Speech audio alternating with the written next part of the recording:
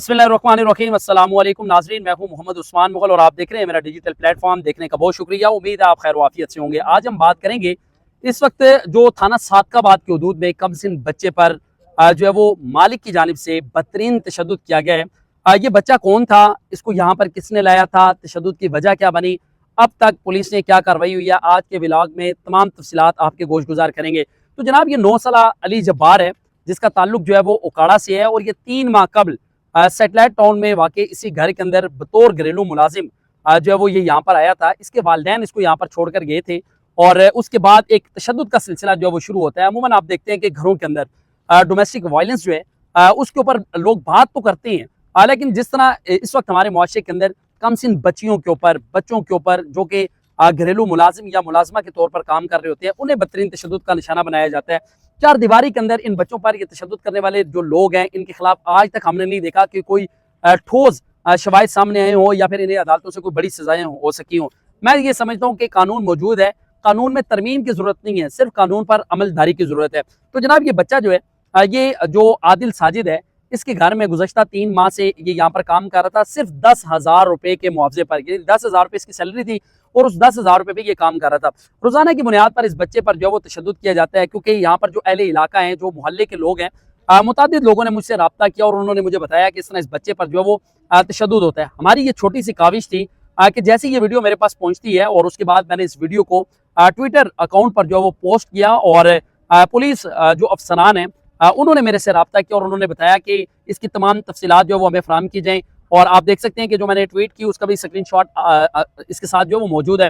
लेकिन रावलपिंडी पुलिस ने फौरी कार्रवाई की। इसमें थाना सादकाबाद के जो SHO हैं सजाद साहब, उन्होंने फौरी कार्रवाई करते हुए जो वो न सिर्फ इस मुलजिम को गिरफ्तार किया बल्कि उसके खिलाफ मुकदमा भी दर्ज किया है और मुकदमा नंबर जो है वो 1164/26 ये मुकदमा नंबर है और ये नासिर मतलूब सब इंस्पेक्टर हैं जिनकी मुद्दत में ये मुकदमा जो है वो दर्ज किया गया है।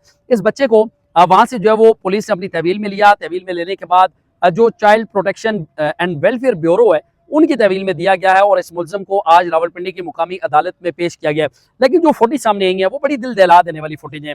उस फुटेज में नजर आ रहा है कि ये आदिल साजिद नामी जो शख्स है, ये उस बच्चे पर जो लोहे का एक रॉड है, उस रॉड की वजह से जो वो तशद्दुद कर रहा है और करीब बैठा एक शख्स, अब मुझे नहीं पता वो शख्स इस मुलजिम आदिल साजिद का क्या लगता है, लेकिन उस शख्स की मौजूदगी में इस बच्चे पर जो वो तशद्दुद किया जा रहा है, लेकिन उस शख्स ने इस मुलजिम को तशद्दुद से नहीं रोका। एक और फुटेज आती है जिस फुटेज के अंदर वो उसी बच्चे के ऊपर उसी तरह बदतरीन तरीके से जो वो तशद्दुद कर रहा है। वजह ये थी कि उस बच्चे के पाँव में जो है वो एक दाना निकला हुआ था जिसकी वजह से वो काम नहीं कर सका और उस पर आदिल साजिद जो है वो शदीद गुस्से में आता है और गुस्से में आने के बाद जो है वो उसने इस बच्चे पर वहशियाना तशद्दुद शुरू कर दिया, जिसकी फुटेज जो है वो मंजरें यहाँ पर आई हैं।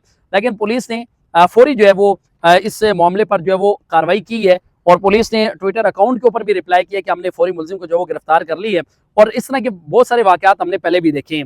उसके बाद जब मैंने डिस्ट्रिक्ट ऑफिसर हैं Rawalpindi child protection and welfare bureau के राव खलील साहब, उनसे जब मैंने रब्ता किया तो उन्होंने भी इस बात की तस्दीक की कि ये सिर्फ पहली मरतबा इस बच्चे पर तशद्दुद नहीं हुआ, इससे पहले भी ये मुतादिद मरतबा इस बच्चे पर जो वो तशद्दुद कर चुका है। इसके वालिदैन जो है वो ईंटों का जो भट्टा है, भट्टा खच जिसको कहा जाता है, उन भट्टों पर वो काम करते हैं और बहुत ही गरीब घराने से उनका ताल्लुक है। और ये इस लड़के के अलावा सिर्फ इसकी 4 या 5 बहनें हैं और ये 4-5 बहनों का सिर्फ अकलौता भाई है और इसके वालिदैन ने इसको यहाँ पर छोड़ा था कि चंद पैसे मिलेंगे और उन पैसों से घर का जो सिस्टम है उसको चलाया जाएगा। लेकिन इस तरह के वहशी लोग जो है वो सिर्फ चंद टकों की खातिर लोगों के जो लखते जिगर हैं, जो कलियां हैं, जो मासूम बच्चे हैं, उन बच्चों पर जो है वो जुल्म ढाते हैं, उन्हें बदतरीन तशद्दुद का निशाना बनाते हैं। मैं समझता हूँ कि ये जो आदिल साजिद है इसे कानून के मुताबिक जो वो सजा देनी चाहिए ताकि बाकी जो लोग हैं उन्हें भी इस सारे मामले से जो वो इबरत हासिल करनी चाहिए। अगर आप किसी को 10,000 रुपए तनख्वाह दे रहे हैं तो उसका हरगिज ये मतलब नहीं है कि किसी का बेटा या किसी की बेटी आपके ज़रख़रीद गुलाम हो चुके हैं और वो आपकी हर चीज़ के ऊपर लब्बैक कहने के लिए तैयार है।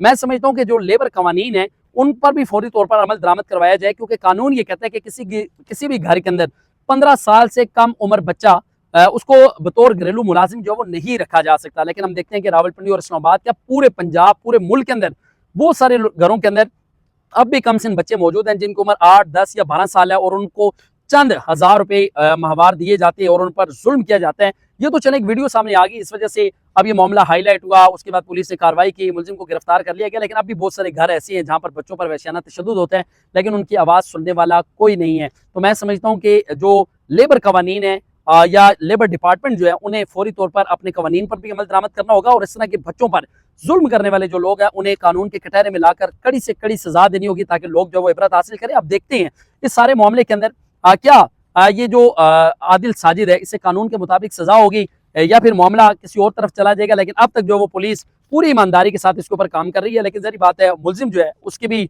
ताने बाने कहीं ना कहीं तो जरूर है, इसलिए वो पुलिस से जो वो रब्ता कर रहा है। लेकिन मैं समझता हूँ कि इसे कानून के मुताबिक जरूर सजा मिलनी चाहिए। आज के व्लॉग से इतना ही, नहीं किसी और स्टोरी के साथ आपकी खिदमत में हाजिर होऊंगा।